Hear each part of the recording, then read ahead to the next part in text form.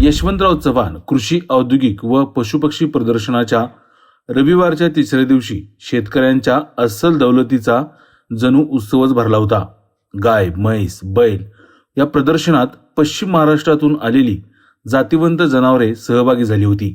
या प्रदर्शनात स्पर्धेतील विजेत्या जनावरांच्या मालक असलेल्या पशुपालक शेतकऱ्यांना मान्यवरांच्या हस्ते बक्षीस देऊन गौरवण्यात आले.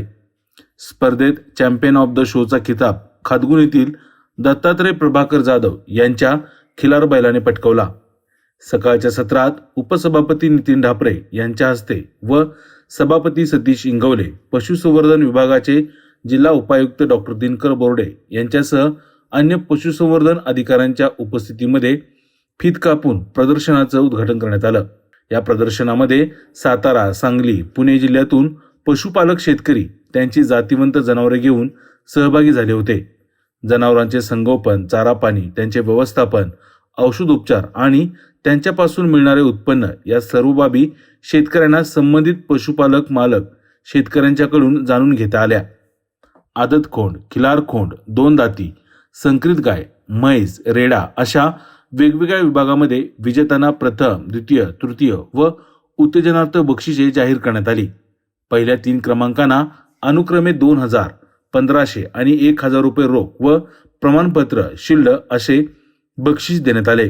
सायंकाळी युवा नेते आदिराज पाटील यांच्यासह बाजार समितीचे सभापती सतीश शिंगवले, उपसभापती नितीन ढापरे यांच्या हस्ते व कोयना दूध संघाचे उपाध्यक्ष शिवाजी जाधव, संचालक शिवाजी शिंदे, पशुसंवर्धन विभागाचे जिल्हा उपायुक्त डॉक्टर दिनकर बोर्डे, सहाय्यक आयुक्त भोसले यांच्या उपस्थितीमध्ये बक्षीस वितरण करण्यात आले.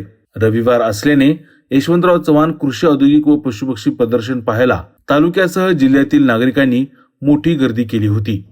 नमस्कार, मी डॉक्टर उदय दशरथ भोसले, सहाय्यक आयुक्त पशुसंवर्धन, तालुका लघु पशुसर्व चिकित्सालय कराड.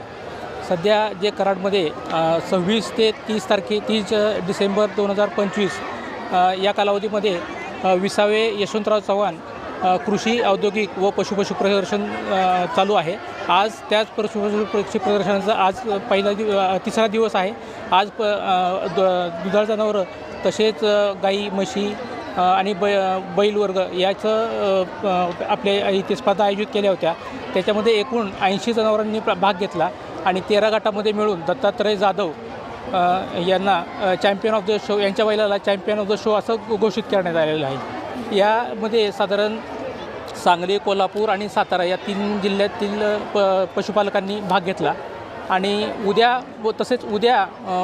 दिनांक 29 डिसेंबर रोजी आपल्याकडे श्वान प्रदर्शन आयोजित करण्यात आलेलं आहे. आणि परवा आणि या प्रदर्शनाचा शेवटचा दिवस याच्यामध्ये आपण पक्षी, कुक्कुट पक्षी तसेच पक्षी वर्गातील इतर आणि शेळी, मेंढी गट याचं प्रदर्शन आयोजित करण्यात आलेलं आहे.